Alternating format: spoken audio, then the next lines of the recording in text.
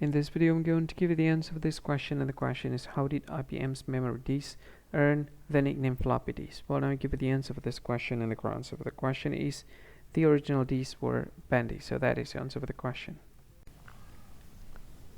Hi, thank you so much for watching this video. If you find this video is very useful, you can help this channel to grow by subscribing this channel. Click this subscribe button and don't forget to like this video. And if you find this video is not really good, or you don't really like this video, or you kind of feel that it's a little bit offensive or something like that, you can click this one, dislike button. You can do that anyway. And if you want to share this video with your friend, you can share it by clicking this share button, and you can share it to any social media that you wish that is currently available at this time, like Facebook, Twitter, LinkedIn, and many others, right?